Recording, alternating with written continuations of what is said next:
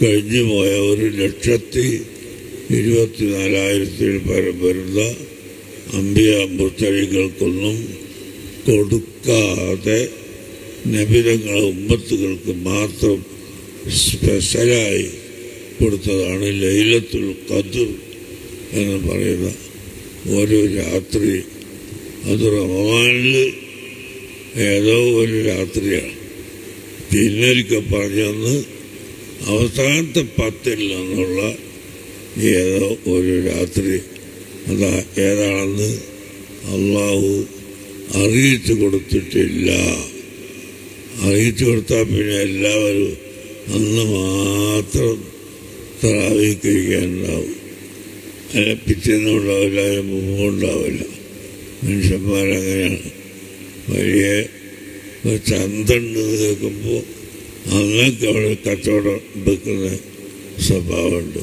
ഒരു മാസത്തിൽ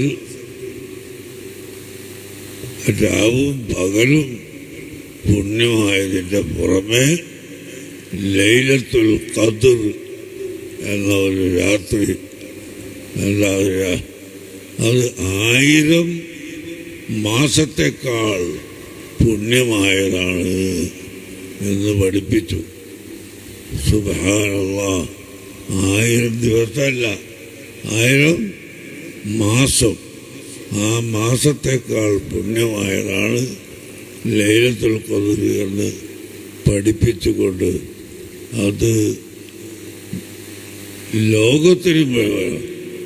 നമ്മളിവിടെ ഇപ്പോൾ ഉച്ചക്ക് 1 മണി സമയമാണ്. അമേരിക്കയിൽ ഇപ്പോൾ രാത്രി 1 മണി സമയമാണ്. മലേഷ്യയിൽ ഇപ്പോൾ 4 മണിയാണ് വൈകുന്നേരം. സുമാർ അപ്പം അങ്ങനെ ലോകത്ത് രാവും പകലും വ്യത്യാസപ്പെടുന്ന ധാരാളം സ്ഥലങ്ങളുണ്ട്. എല്ലാവർക്കും അല്ലാഹു തആല ഒരു രാത്രിയിൽ ഈ ലൈലത്തുൽ ഖദ്ർ എന്ന് പറയുന്ന മഹത്വം കൊടുക്കുന്നു. 1000 മാസത്തേക്കാൾ പുണ്യമായ ഒരു രാത്രി അല്ലാഹു നിശ്ചയിക്കുന്നു.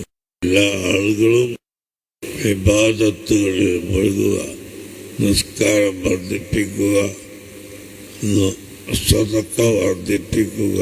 റമദാൻ അള്ളാഹു നിശ്ചയിച്ചതിൽ വേറെയും പല രഹസ്യങ്ങളുണ്ട്. എപ്പോഴും ഭാരതത്തിൽ നടക്കുന്ന പണക്കാരനും കുബേരനും പാവങ്ങളുടെ വിശപ്പുമായിട്ട് നടക്കുന്ന സാധുക്കളുടെ ഒരവസ്ഥ ഒന്ന് അറിയാൻ ഈ നോമ്പ് കൊണ്ട് സാധിക്കും. അങ്ങനെയാകുമ്പോൾ നല്ല മനുഷ്യർ സാധുക്കൾക്ക് വല്ലതും ചെയ്തു കൊടുക്കും. അല്ലാത്തവർക്ക് അതൊന്നും തിരിയില്ല. സാധുക്കളെ ആരെന്താ വളരെ പട്ടിണി കിടന്നിട്ട് വിഷമിക്കുന്ന സാധാരണക്കാർ ധാരാളം ആളുകളുണ്ട്. അവരിലേക്ക് നാം ഓരോരുത്തരും ചിന്തിക്കുകയും അവർക്ക് നമ്മളാൽ കഴിയുന്നത് എത്തിച്ചു കൊടുക്കുകയും ചെയ്യുക എന്നത് നമ്മുടെ കർത്തവ്യമാണ്.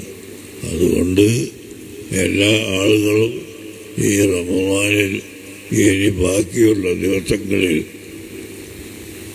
ഖുർആനോത്ത് വർദ്ധിപ്പിക്കുകയും സ്വലാത്ത് വർദ്ധിപ്പിക്കുകയും ദാനധർമ്മം വർദ്ധിപ്പിക്കുകയും ചെയ്യണമെന്ന് ഞാൻ ഓർമ്മപ്പെടുത്തുകയാണ്.